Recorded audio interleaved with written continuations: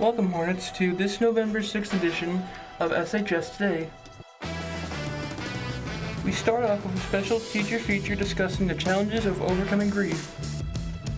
Up next is a new segment called Equity Snapshot with DEI specialist Mr. Kerr.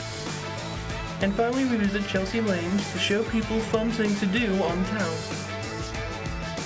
All this and more on this edition of SHS Today.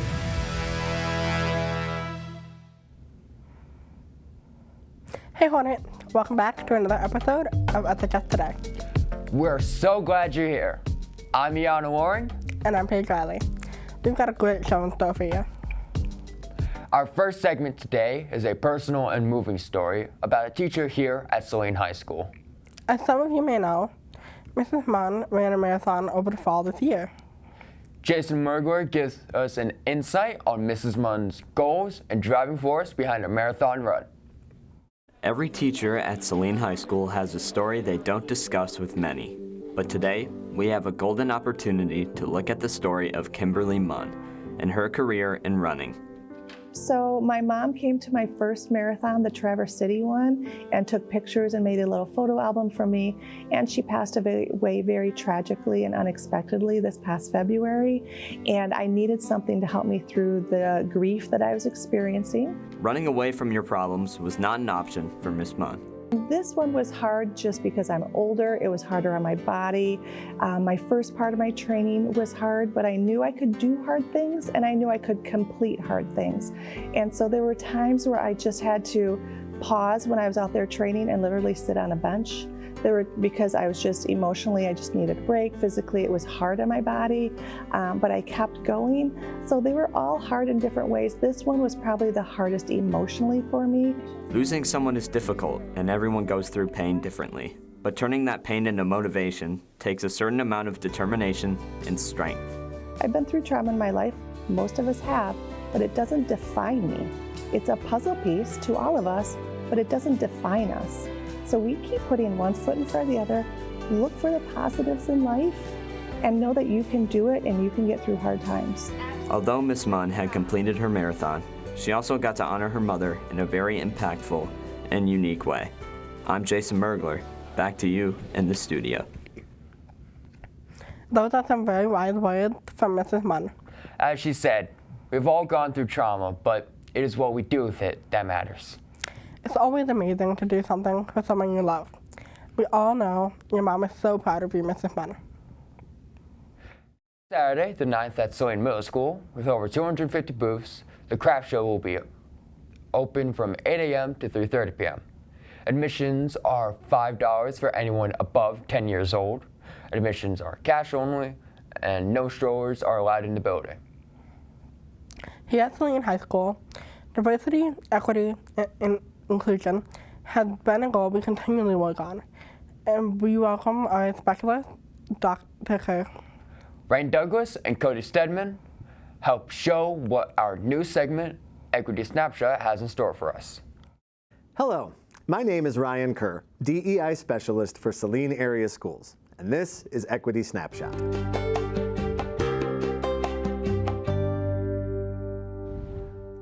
Throughout the year, you will see me occasionally on SHS Today to fill you in on what is going on at the high school on equity-related issues.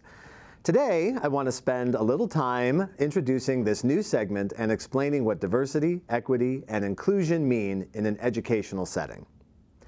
Now, you may have heard the term DEI before. In fact, the term has recently gotten a lot of negative attention.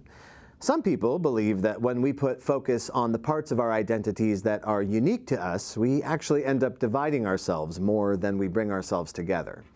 And to be fair, if all the DEI work did was bring attention to our differences, that might be the outcome. But the reality is, we can actually become a more cohesive and inclusive community if we recognize, lift up, and celebrate our differences in ways that allow us to see each other more fully and completely. When they're done right, diversity efforts help us to understand that we actually have a lot in common with people that may seem different from us. So, if you ever have any questions, or if you want to talk about equity in education, you can find me in my office on the 3rd floor. I'll look forward to you dropping in.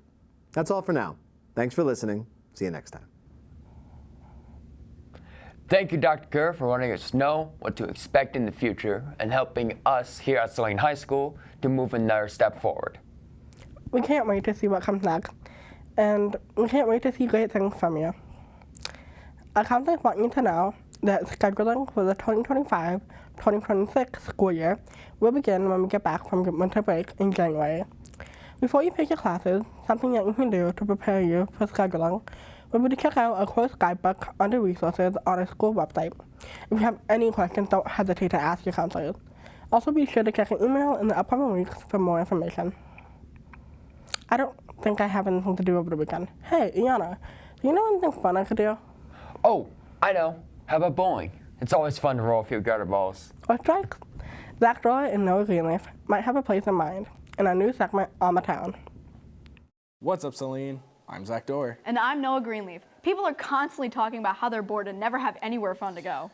Well, we're here to show you all the fun things you can do in the Washtenaw community. Today, we're visiting Chelsea Lanes to let the good times roll in this season's debut of On the Town.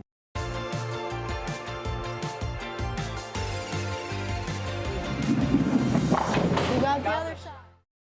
First, we wanted to get some history. This bowling center has been open since 1962, so they're currently 62 years and counting. Chelsea Lanes was originally a 12-lane center. In the time frame that Chelsea Lanes was established, we were one of the first bowling centers to have the current automatic scoring technology, the current lane and pattern oil technology. We went in for the open bowling, but there are many fun things you can do here. Including bowling, the place also features arcade games, as well as a bar where you can order all different kinds of food. They also host many different events. We hold anything from your typical like open bowling, recreational bowling, fun, glow bowling. We have Chelsea High School that we host high school matches. Eddie Greenleaf strives to make the Chelsea Lanes experience pleasant for all. We try to create a place of not only entertainment, competitive entertainment, but a place where we're more of a bowling family than we are just a corporate business. I know one thing's for sure.